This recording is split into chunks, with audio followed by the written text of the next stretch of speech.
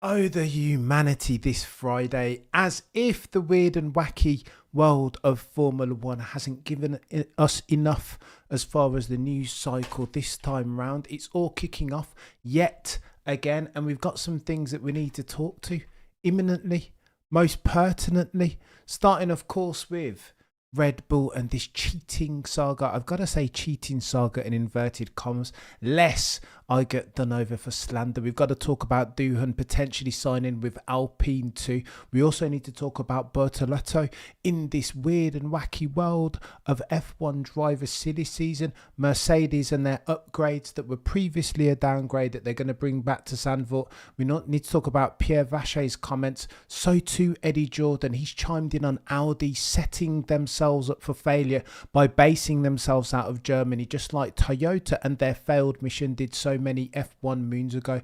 Charles Leclerc's given an interview, and so too has Max Verstappen in his documentary. But of course, we will get to Red Bull and this cheating sack scandal in short order. What's going on, Jorge? You're a legend.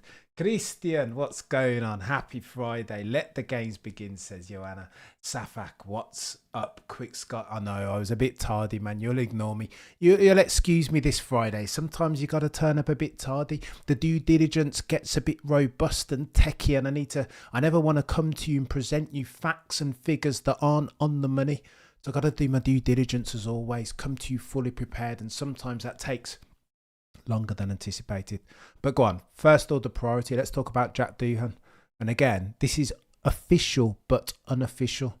There's been rumours speculating that Jack Doohan, the son of MotoGP world champion Mick, that he will be joining Alpine as of 2025. Nothing official just yet, however, but there's been an unofficial official press release given to AMUS stating that it is done, that Jack Doohan will be an Alpine driver alongside one Pierre Gasly as of 2025. You can take that to the bank. The reason why they haven't announced it is because it's summer break, of course. The plan is to come back post summer break and make this official. Jack Doohan, Alpine 2025. There are ramifications, however.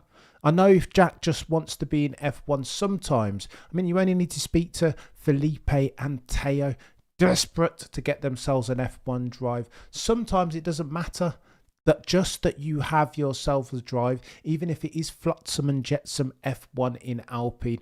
Are they going to be an engine manufacturer going forward? Potentially, potentially not. Are they focusing exclusively on an electric automotive industry that indeed is shrinking, whilst the rest of the world focuses on hybrid? Potentially. What happened to their 100 race program? What happened to Otmar Safnauer? What happened to key personnel such as Fernando Plan Alonso, man from Oviedo, Astoria, and Oscar Piastri, who's since gone on to do gangbuster things? The legal team dropped the ball. But I say all that to say this. All of that is indicative of a team in disarray. That notwithstanding, Jack Doohan needs himself a drive in Formula One. And if it's flotsam and jetsam F1 in Alpine F1, at this juncture, so be it.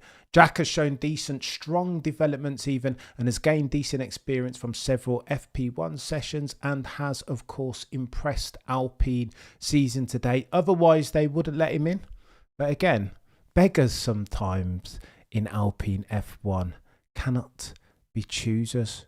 Again, probably the biggest blessing in disguise for Esteban Ocon to be let go from that team, now joining Haas. Driver silly season is taking shape, is it not? And again, for the avoidance of doubt, an important point to take away from this circumstance is that Jack Doohan is one of 3 junior drivers who will be driving in Formula One as at next year. The other 2 being Ollie Bearman for Haas and Andrea Kimi Antonelli, potentially, not officially announced yet, but potentially for Mercedes and Toto the boy who cried wolf. There is rumour, however, about Bortoleto potentially partnering Nico Hulkenberg at Audi. Techie, Bortoleto. I don't know how I feel about that. Maybe, maybe not. Sometimes if you're Mattia Binotto, sometimes you got to take a risk and roll a dice. That's per Formula One Uno. Mercedes new floor settings. Because, by the way, Mercedes have come far, haven't they? No longer can I disparagingly call Toto the boy who cried wolf, because now, as at August 2024, he's delivering on the not insubstantial promises as far as the machinery that he has been making season to date. However, last Grand Prix at Belgium, they made another mistake, notwithstanding the 1-2, being that they brought an upgraded floor which didn't work. All throughout free practice, you heard Sir Lewis, Carl Davidson, Hamilton complaining about the fact that the car didn't feel right. It's gone back from best to worst. Sir Lewis didn't like it, and he was flagrantly clear about it in the post press conference pen, telling anybody that would listen. All of a sudden then, however, in the dry during the race, pace had came back to Mercedes. Why? Well, because they switched back to the old floor. They failed to understand both the new floor and the setup accordingly, hence why they just went back to the old one. At the next Grand Prix, however, in Zandvoort, post the summer break, they will go back to the upgraded floor in the hope that they will understand both it fundamentally and how to set it up. Oh, the humanity. Pierre Vacher, by the way, has come out and been talking right. He's echoed the sentiments of Adrian Newey at the livery launch. You'll remember Adrian Newey, the goatiest aerodynamic mind to have ever aerodynamicked in F1. Leighton House March 881 back in the day. Man who did his thesis in sports car, ground effect in sports car. Adrian Newey said at the livery launch even of the Bulls that are red that he's concerned that they've optimised for that current design philosophy. That now they're peak oil, that there is no further room. It's the law of diminishing returns now for Red Bull. This is what Adrian Newey said at the livery launch this year. However, in stark contrast, Christian Horner said a couple of different things, primarily around Adrian Newey leaving the team. He said that they've built up the team technically, mechanically, operationally, sufficient to where Adrian Newey can leave and they can operate independently of one of the goatiest aerodynamicists to ever aerodynamic. That Adrian Newey will leave and that team is sufficiently robust and skilled and knowledgeable to where they can operate independently of their Lord Commander, the man known as Adrian Newey. And that sounds techie, does it not? Debatable, reachy even. And it's no coincidence then that since Adrian Newey is no longer participating in the meetings around all things RB20, that their performance has done one of these, dropped off the face of the earth. Pierre Vacher, however, has chimed in on this. He was asked about the car and its strong points. Pierre Vacher, head aerodynamicist now of the Bulls that are red, chimed in and said, I don't know if we have a strong point still. Houseway? What are you talking about, chap? What's changed? Your rhetoric a couple of months ago was that you were going to nail it as a team independent of Adrian Newey. Now it's 180 and you're telling me that the car doesn't have a strong point.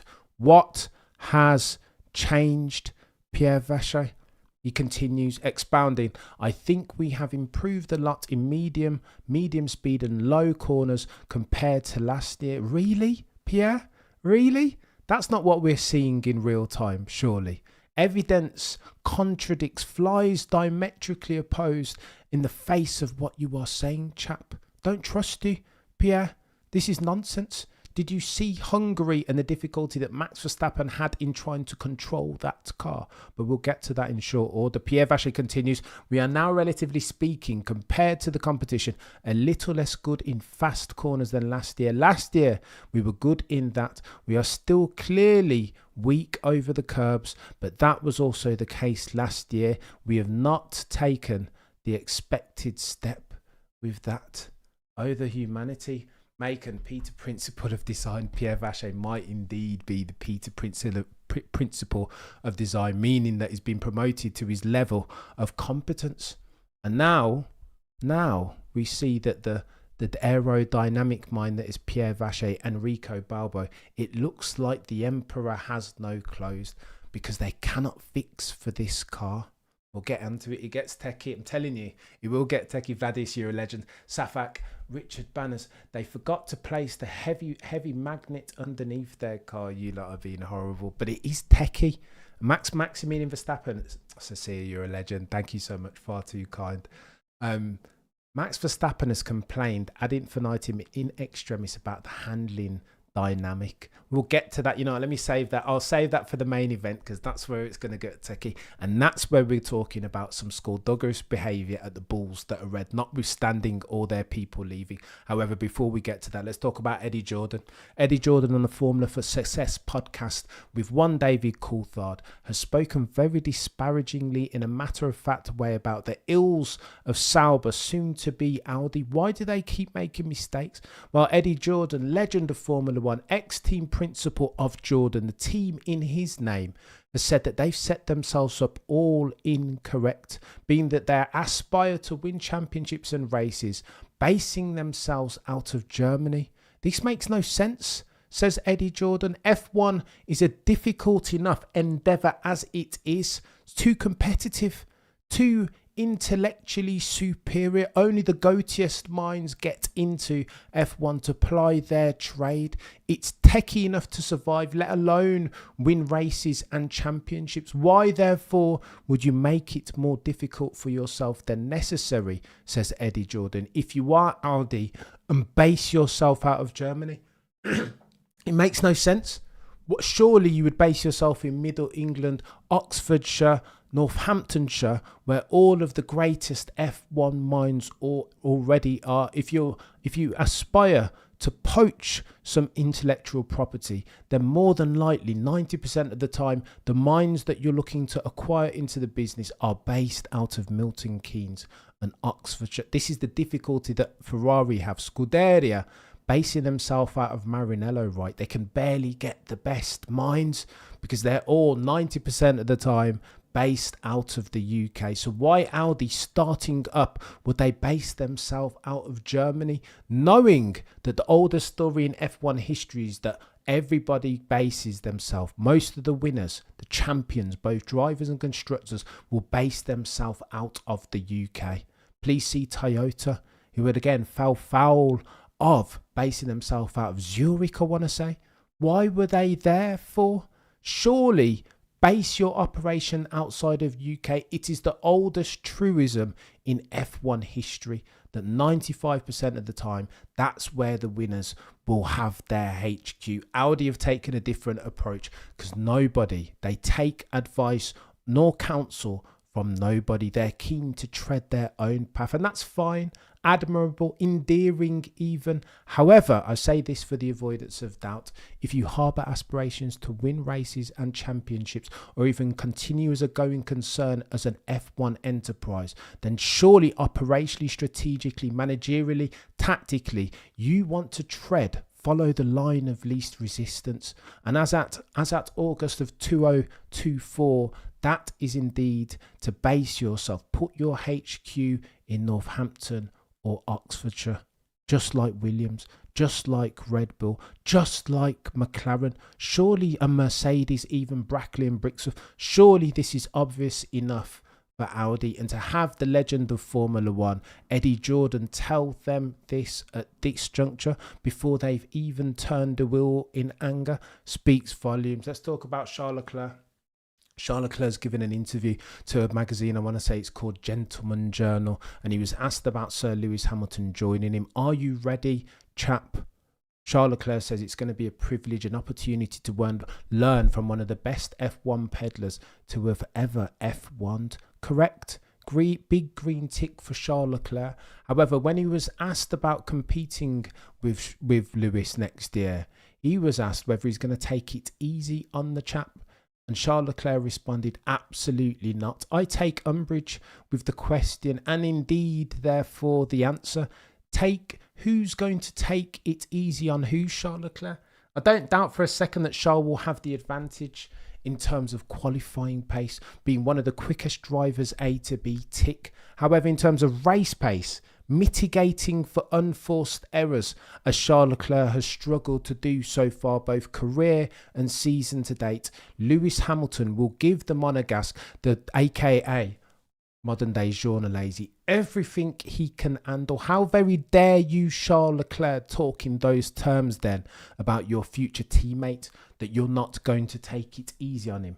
do you mean take it easy on him? How many championships do you have, Charles Leclerc, aka modern day journalese? That's how many. None. How many does your teammate have? 7. Is he one of the greatest peddlers that you'll ever see in F1? Yes. What have you done, aka modern day journalese, apart from stack it into Paul Ricard and make mistakes and fail to understand the assignment as far as the requisite strategic dexterity necessary even to win yourself races and championships? Nowhere. Safak, you're a legend. I predict if Checo wins in Mexico, he will announce his retirement after his Red Bull contract. What about that, Safak? Oh, the humanity. We'll get on to, you know what? It's a very neat and sexy segue onto Checo, because both Red Bull drivers have documentaries out, don't they? Max is released this week in conjunction with Viaplay called Off the Beaten Track. Desperate to watch it. Such a big Maximilian Verstappen fan am I. However, I don't have access. Which again begs the question, why would they make it only exclusively Viaplay? Why can't I watch that Max Verstappen documentary? Non-rhetorical question, but so too in this week is there a Checo Perez documentary. It's called No te rindas, cabrón, in Spanish, meaning don't give up. Oh, the humanity. You remember we were talking about why they couldn't get rid of Checo this week at their meeting?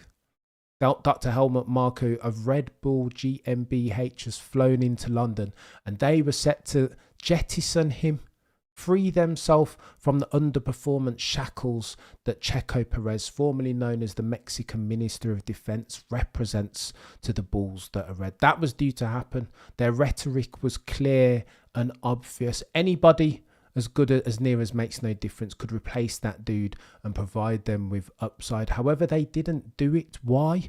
We struggled with this, did we not, Safak? Going back and forth, trying to understand the ramifications. Why did they change their mind? Why all of a sudden? What was driving the 180 as far as their decision making? Well, I think we have the answer here. No te rindas.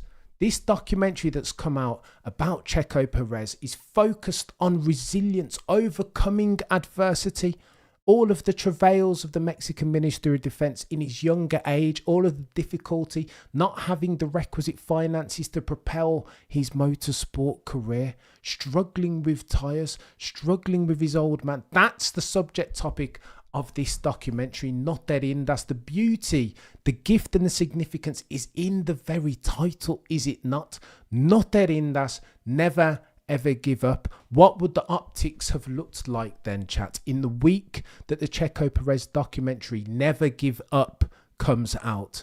If Christian Horner had sacked Checo Perez, man formerly known as the Mexican Minister of Defense, for everybody concerned, all related parties, that, ladies and gentlemen, is not a good look.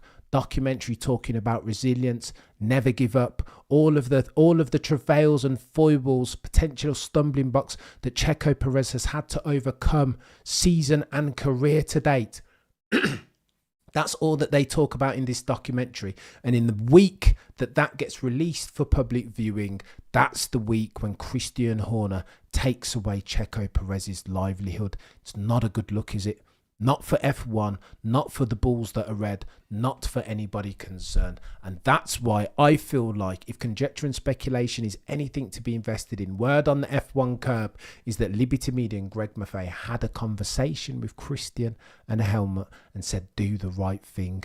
Don't bring shame on the F1 family name. The optics, as far as this documentary, the Mexican Grand Prix on October the 27th, is not very good for anyone concerned, all of the key stakeholders and related parties. And that's why, ladies and gentlemen, Checo Perez still has himself a 1+1 contract with racing, with Red Bull Racing. What are we doing? Copy.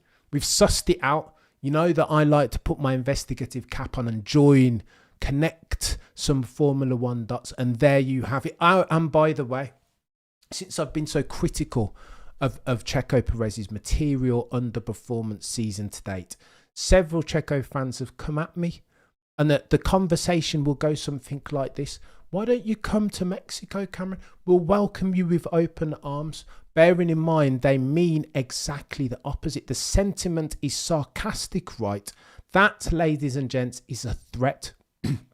Because for the avoidance of doubt, Mexicans, I don't want to broad brush, but listen, we understand what it is in Mexico. Mexicans don't take disrespect too lightly. So imagine last year, Max Verstappen received death threats when he was in Mexico at the Mexico Grand Prix, did he not? I want to say that you can take that one to the bank. So imagine they sack Checo Perez off now, and then the balls that are red, Christian Horner responsible for that decision, Dr. Helmut Marko and Max Verstappen intend to go and attend that Mexican Grand Prix this year on October the 27th. How's that going to work out? Not very well. Safak, Rexy, Checo is the driver who got me into F1. I'm not a very good fan. Alas, I've given up on him. You see this, Rexy? Politics of F1, Christian. You're not wrong there, mate. Ceci, you're a Checo fan or were a Checo fan. I think, you know what? I think there are very many of us who are now still Checo fans or were once at least. I was a big Checo fan.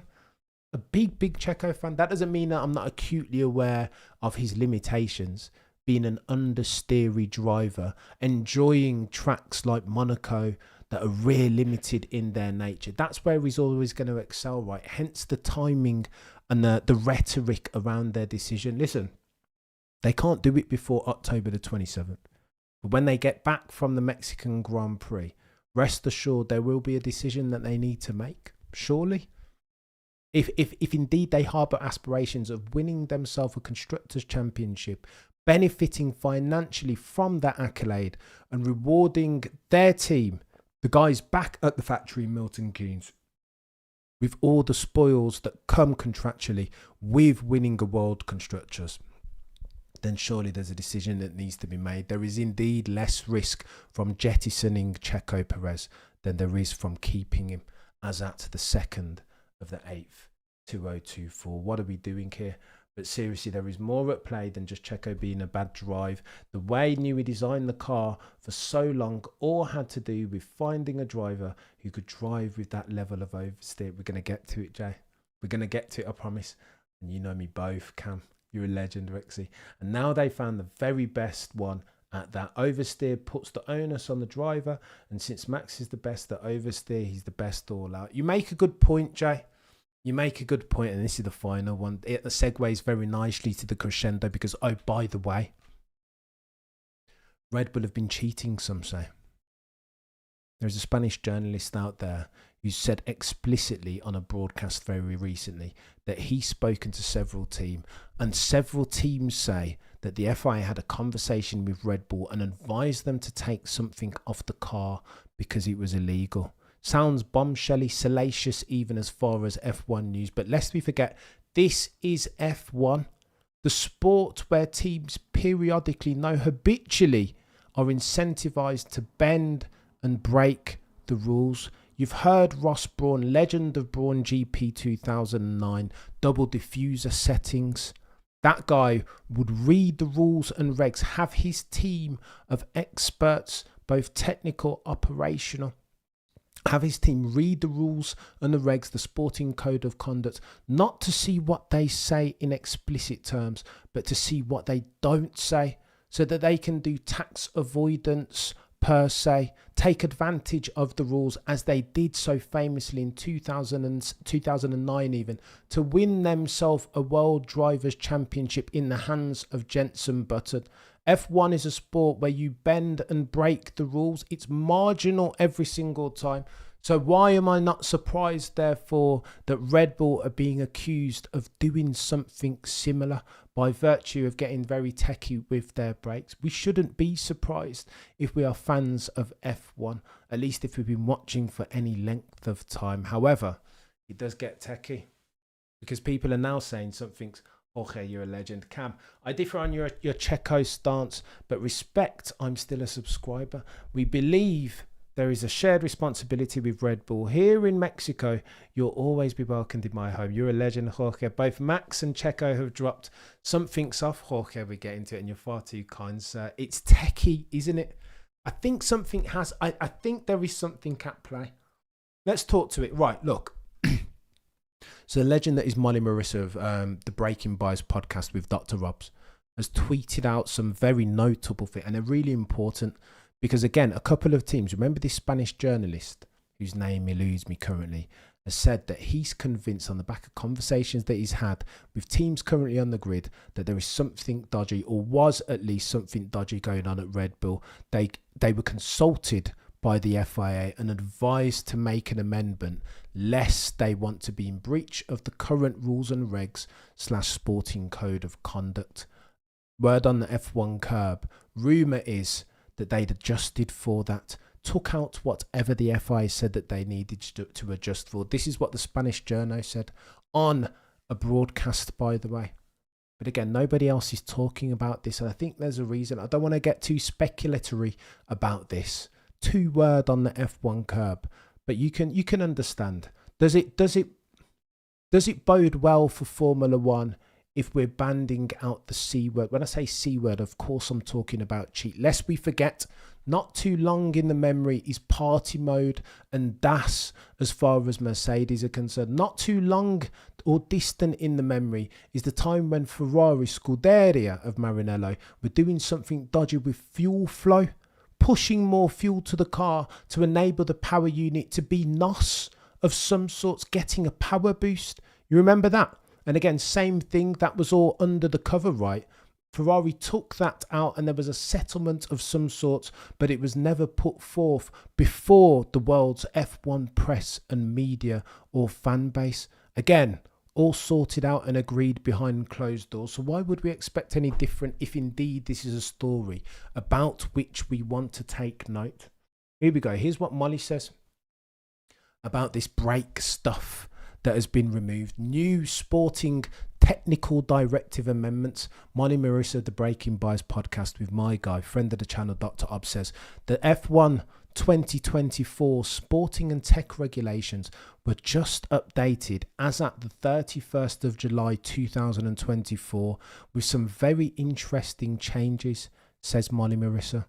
From a really cheeky braking system update, mule car testing, tyre testing, penalty application, stopping on track during qualifying, and more. Here's the thread, and here's where it gets sticky. This is the piece that we need to take note of.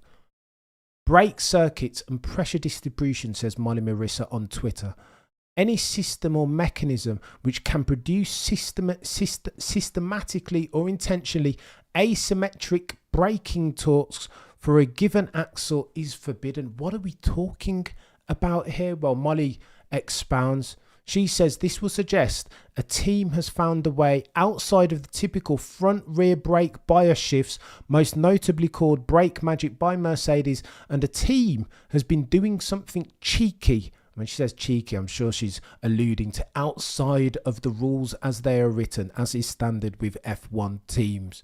They are indeed incentivized to do this in a game where every split second counts, where stories are told in tenths of a second. Molly continues, something cheeky with their brake maps or braking controls that allows for improved braking not only on front to back, but left front, left rear, right rear, which would be huge in terms of corner performance. Molly continues, is a cheeky as typically a regulation this explicit isn't rolled out mid-season into regulations unless, and here's what I'm saying to you, Ross Brawn, remember, you read the rules not to see what they say, but to understand what they don't say so that you can take advantage of that. Molly continues, the FIA found usually you don't change the rules and regulations mid-season unless the FIA have found, observed, or it was reported by other teams that a team or all teams were doing this, as it is a grey area and consider it not in the spirit of the regulations. Please see DAS per Mercedes. This is the time. Remember, Mercedes were doing one of these, adjusting the camber of the wheels in real time to make it quicker on the straights. And the FIA, continues Molly, wanted to put a stop to it. Oh, the humanity. And secondly, continues Molly Marissa on Twitter, legend of the Breaking Bias podcast, in conjunction with friend of the channel, Dr. Obs, also on Twitter. Molly continues, this was a complete miss on their end, the FIA, and they're closing a regulatory loophole and advising the teams that they need to complain. Molly finally puts a bookend on this, saying, I'd almost anticipate there being a technical directive on this issued, but we don't see those. It could also be such a grey area that they went straight to adding it to the regulations as a do not do, an imperative. Oh, the humanity, chat. And let's make this more contextual, right? Because lest we forget that Red Bull were dominant. The RB19 last year's iteration of Red Bull's cars was one of the, if not the most dominant in all of history. I want to say they run 20 of 22 races. Don't quote me on those numbers, but you get what I mean. Directionally correct. What's happened between last year and this then? Why all of a sudden can the RB20 not win a race when even earlier on in the season, in Max Verstappen's hands at least, it was still dominant? He was cleaning up. You remember 8 poles consecutively season to date. But again, since then, equaling the record of Ayrton Senna. Since then, however, the performance of the RB20 off a cliff face. Here, we are here to explore the wheres and the whats and the whys. Here's what I'm putting for speculation. And again, don't quote me on this. I think that Red Bull were doing something ever so slightly dodgy with their braking. Remember late 90s, McLaren had a third, the whole story about the third brake pedal, you'll remember, because Matt Bishop came on the channel and told it. Editor of the F1 magazine at the time, he suspected that something was going on with McLaren in the hands of Mika Hakkinen and David Coulthard. However, they couldn't tell. But there was a photographer that saw the brake disc on the outside of the car doing something weird on the combined exit of turns. What was it doing? Why on the exit of a turn was the brake disc glowing as if it was working? Again, it wasn't the outside, it was the inside, I think. Why was it doing that? And again, it was all about this third brake pedal, right? McLaren very cleverly utilised the third brake pedal to mitigate for the understeer that they were experiencing, that at the time was making their car slower than they wanted to. And again, fast forward to now, because they tinker with things like brake bias, similar to what McLaren did in the late 90s, with a view to manage understeer for Pete's sake. What, ladies and gents, has Max Verstappen been experiencing as far as his difficulties with the car of late, particularly at the Hungarian Grand Prix? If not understeer for Pete's sake. You remember, I'll read out this message verbatim because I went back and double checked it so that you guys don't have to do this due diligence.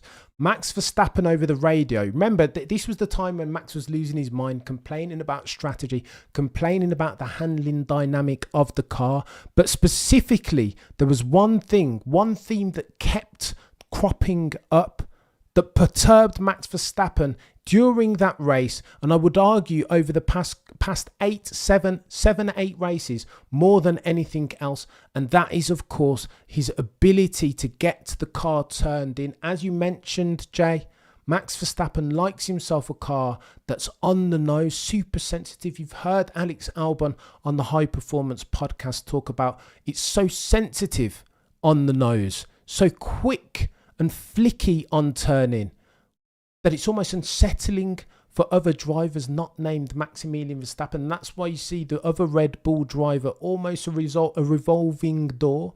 Gasly tried and failed. Albon tried and failed. Daniel Kvyat tried and failed. Checo Perez, sadly for all concerned, as at August of 2024, is trying and failing.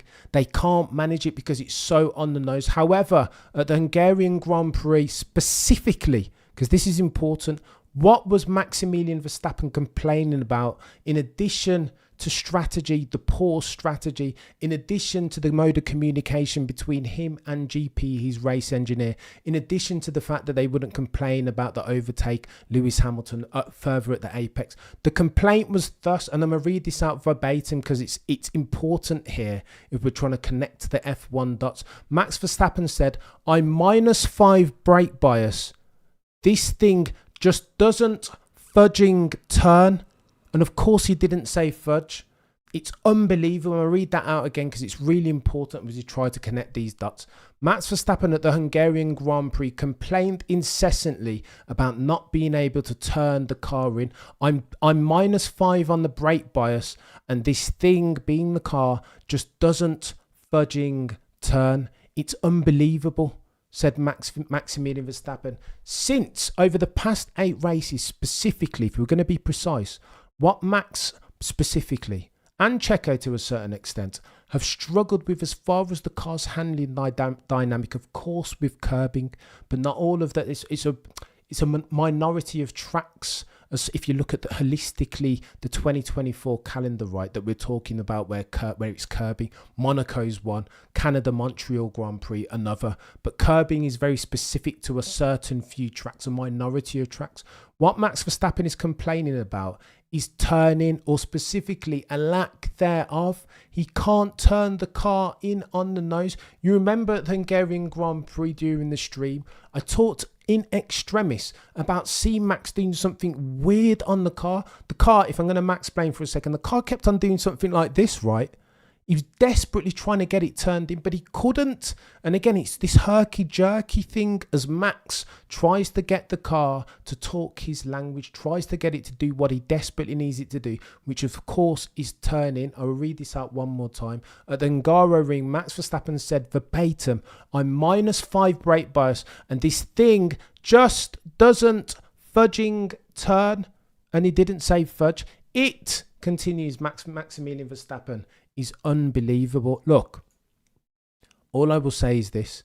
The Spanish broadcaster has said that more than one F1 team has spoken to him, senior stakeholders have spoken to him and said that Red Bull were doing something dodgy. The FI advised them to stop doing it. Now, per Molly Marissa, we get this new technical directive or regulation, of course, saying that they are banning asymmetric brakes. Remember, for the avoidance of doubt, the last time we saw that was the late 90s when McLaren had the third brake pedal.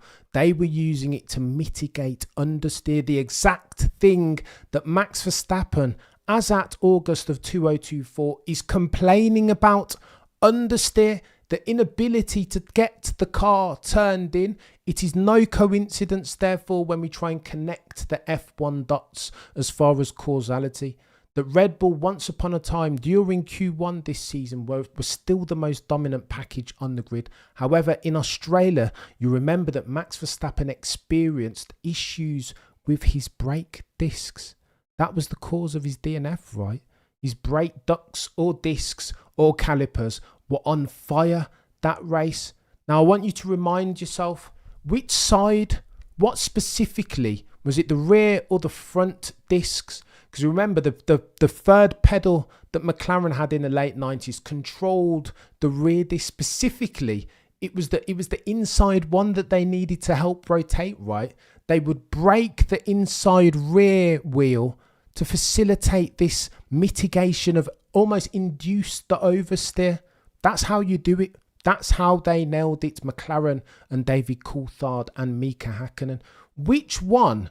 Back in Australia, I want you to remember, you can go and fact check me here because I've done it already for due diligence, F1 due diligence purposes. Which brake did Max experience problems at in Australia? If I remember correctly, it was his rear right. Now, I want you to answer me this question because this is important as far as connecting the dots. Is Australia a clockwise track? Meaning, which way do the majority of turns go? They're right-handed, aren't they? So again, if you're going to try and mitigate for understeer, if indeed, let's hypothesize for a second, because this is all speculation as I do the apophenia thing and potentially connect causality dots that shouldn't be connected. However, if you were trying to mitigate for understeer and induce oversteer, which of those wheels on Max Verstappen's car at Australia would you be braking asymmetrically? Surely it would be the right rear. The right rear is where he had the problem that ultimately took him out the race. Does that necessarily mean that 100% take it to the bank, that Red Bull were doing something dodgy on their rear brake disc? Not necessarily, of course it doesn't. But if they were doing something dodgy, more than likely, that's the wheel that they would experience the problem with. The brake on the right rear. as they brake asymmetrically more on the right rear than they do the left, with a view to induce that oversteer. It would happen on the rear right, and it was the rear right where Max Verstappen experienced problems. Let me ask you this question as well as we round third base on this, because this is techie, ladies and gents. And again, I don't bat 1,000 on these things, but I'm just hypothesize for a second that Red Bull were doing something dodgy, and it all kind of starts to make sense. Now, let's hypothesize that they were doing something dodgy, and the FIA told them to take whatever asymmetric braking mechanical thing that they were doing, third brake, whatever it was, third brake pedal, brake bias, whatever. Say the FIA told them to take it off. I want you guys to tell me what specifically would Max Verstappen be complaining about? What would be their issue on that car if indeed they had to take off a third brake pedal? I'm hypothesizing massively here, but you guys tell me precisely what Max Verstappen would be complaining about as far as his inability to optimize for speed in that RB20, turn in, understeer, failure to induce the oversteer that he trades off of. That's Maximilian Verstappen's currency. Oh, the humanity. I say all this to say this. Red Bull are no longer the dominant force, and it wouldn't surprise me. Again, this is Formula One. These guys are incentivized to bend/break the rules, to find loopholes, to tax, evade, and not avoid. That's within the avoidance is within the rules. To evade is illegal. What they're looking to do is preempt, read the rules for what they don't say, with a view to take advantage of that. And if I were a betting man, again, I don't know this beyond reasonable doubt. I wouldn't say this definitively nor categorically, but if I were a betting man, the reason why Red Bull are now underperforming, why Maximilian Verstappen is struggling with that car, so too Checo Perez, is because now they are experiencing understeer in extremis. Whatever they had on the car before that mitigated for it is no longer there, courtesy of this new rule per Molly Marissa, whereby asymmetric braking has been disallowed. They wouldn't put that in the rules, would the FIA? So incompetent are they, and consistently inconsistent if there were not reason to. Per Molly, one or more of those teams has been doing something that necessitates the FIA to bake this extra addendum into the rules about asymmetric braking. Please see McLaren back in the late 90s with the third braking pedal, whereby they were applying asymmetrically more braking on the inside of the rear than they were the outside rear, with a view to induce this oversteer, make the car quick. And that's why Maximilian Verstappen is experiencing no joy as at August 2024. What are we doing? If that car's not responding, says Christian, to every command in that way instant, he's going to have trouble. This is why he's having trouble. I mean, it's stark contrast, right? You know, when it's one of the compare the market things, I'm trying to understand the before and the after. Why all of a sudden now, more than ever, as Max Verstappen, having driven a dominant car over the past 24 months, record braking settings, 8 pole positions consecutively, equaling Ayrton Senna, but ever since then, all of a sudden something's happened. You remember last season, it was something like it was the technical directive on the floor. And ultimately, there was a small drop-off, but they recovered and it was mean reversion. And that RB19 went on to dominate. However, something has happened. There is an explain for this in the background. And I'm connecting the F1 dots, the root cause analysis. And I think it's got something to do with this asymmetric braking addendum that the FIA have put into the rules and regs as at the 31st of July. Oh, the humanity. Who cares, says Ron Real. Part of F1, wonder when McLaren is whistled back on something. Well, they've got their own issues, haven't they, everyone? Apparently, there was a cover on their braking duct that Red Bull challenged. They said that they were doing something dodgy / illegal, and that's ongoing. Listen, you're right, Ron Real. This is F1, is it not? How do you like it, F1? Nobody wants flotsam and jetsam F1 snowflakery. Everybody wants these guys and girls to be killers, to push I love the fact that once upon a time there was a double diffuser, that Adrian Newey nailed active suspension, that these guys are innovative by their nature. When you listen to Adrian Newey's book, at each and every single juncture, he's talking about something that he knew was dodgy, but he put it on the car knowing all the while that it was going to be faster. He talks about connecting the rear. I'm going to butcher it because I can't remember the terminology, but he talks about connecting the front and rear suspension. This genius invention that he knew at some point was going to get banned, but the way he pitched it at the FIA wasn't that it was an aerodynamic facet, something about safety. Like, it's just genius, aren't they? They're going to lie, cheat and steal. And Ron, I agree with you. You want it that way, don't you? I don't know. It's F1. I don't want it to be soft and snowflakey. Oh, and by the way, before we round third base, Lando Norris and Oscar Piastri have given an interview to Matt Baker of Sky Sports F1, during which Lando said something that I thought was quite pertinent. I haven't watched it all. Full-fledged, full-fat due diligence isn't in effect on this one, but Lando did his normal truth-saying thing, talking about he knows there are things that he needs to improve, etc., which is concerning as a part-time Lando Norris fan. However, here's the quote that I wrote down when he talked about his mistakes. Lando, very honestly and earnestly, and I think that's a redeeming feature of Lando. It's endearing even, and part of his star quality, if I'm going to give that dude some flowers. However, here's what he said, and we're talking extents and not kinds now. I have to improve. He said, at the moment, with those mistakes, I don't have what it takes. Oh, the humanity. What are we doing, chat? I don't have what it takes. Look, let me tell you this for the avoidance of doubt. You would have never, ever in your life caught Michael Schumacher saying that, nor would Ayrton Senna have ever thought to use those words. He wouldn't need to think those words, that I don't have what it takes. That couldn't be a thought in Senna's head, nor, well, Prost, to be fair, had experienced self-doubts. That's what drove him on. But yet and still, to think that I don't have enough.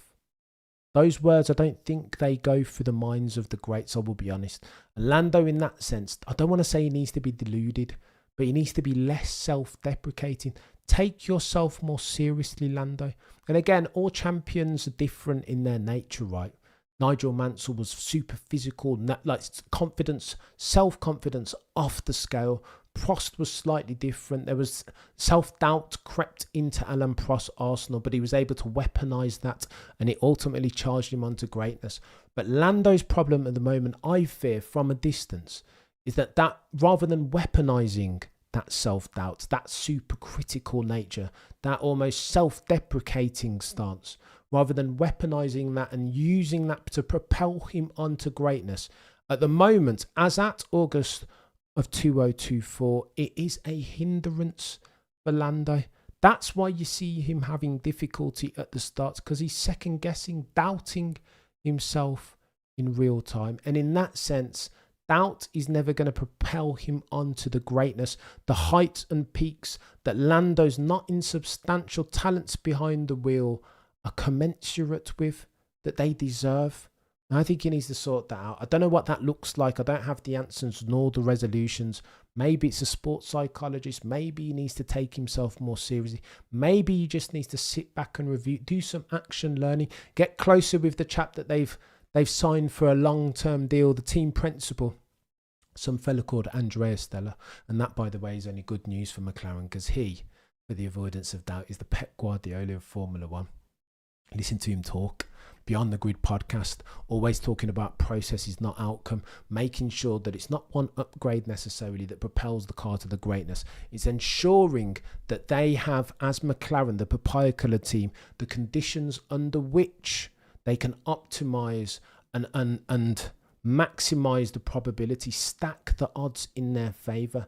It's conditions, processes over outcomes, and I think for that alone, absolutely genius. Go and listen. I would advise, if you haven't already, definitely go and listen to Andrea Stella's latest showing on the Beyond the Grid podcast, because there, not just for his verbiage, but for his fundamental thesis and the way he outlines it, I think McLaren are a far better team. Their improvement, them expediting for their learning curve and being able now to win races frequently, I don't think that happens but for Andreas being team principal. I would be honest, Leroy, at the moment, Oscar is the silent assassin. Well, this is the conversation that we're going to keep having, isn't it, Leroy? He's not, look, let me be honest, he's not better than Lando at the moment, not yet. But as far as if you're going to forward forecast, if you're going to do, if you're bearing in mind their respective trajectories, then at some point in the very near future, potentially the next 12 or 24 months, I anticipate that Oscar Jack Piastri, currently in his sophomore season, will overtake Lando Norris. At this stage of their respective careers, Oscar is far gone. Do you know what I mean? Lando's been in there a while, 2019, right? So 5 years now, nearly 6. This is Oscar's second year. He's just as fast as Lando Norris in quali. Just needs to learn how to translate that pace more frequently to the race, manage for his tyres better, think about the race and institute for the various circumstances that arise and challenges that he will face in real time. That's what Oscar needs to do.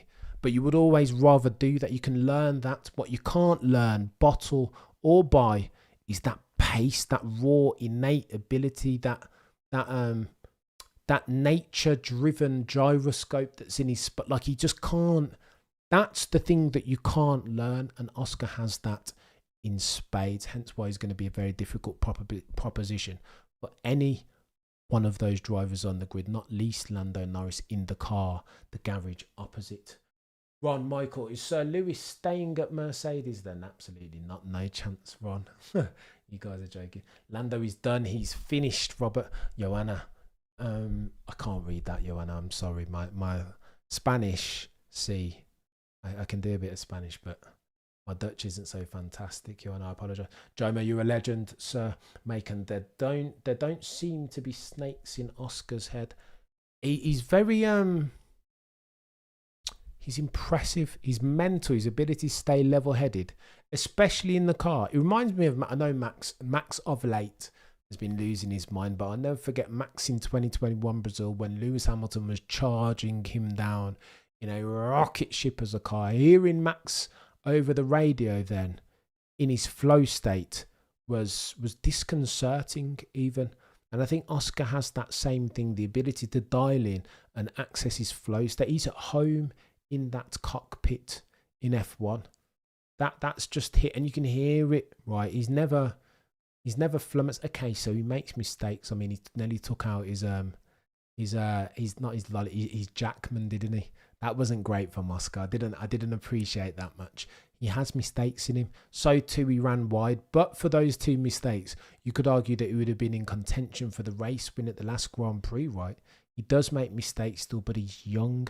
This is Oscar Jack Piastri's sophomore season, his second one, lest we forget. What's he going to be like when he's got 5 or 6 or 7 seasons under his belt, able now to leverage that experience? Oh, the humanity is going to be a very dangerous man for anyone, not least the guy or girl on the opposite side of the garage. In this instance, that chap has a name, and his name is Lando Norris. Good luck.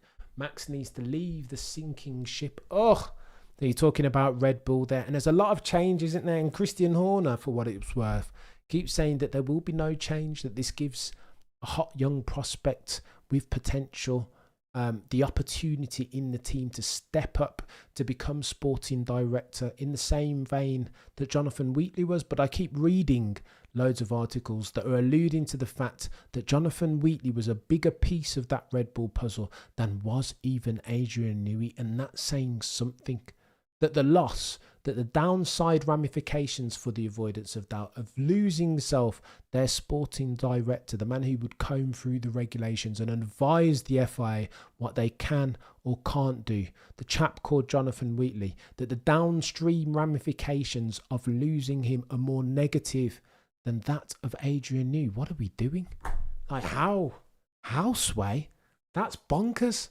And again, these are industry insiders saying this, right? So in that sense, you've got to defer to them. I thought Adrian Newey was the only key personnel that Red Bull couldn't afford to lose. Apparently not. Jonathan Wheatley losing that dude to become team principal of Sauber, soon to be Audi. Techie of consequence. Oscar is always going to be Max's Achilles heel. So you know what, Leroy? I don't even. After Lewis Hamilton, who's going to take? This is a question to you guys. After Lewis Hamilton's gone, who's going to be the driver to take it to Maximilian Verstappen?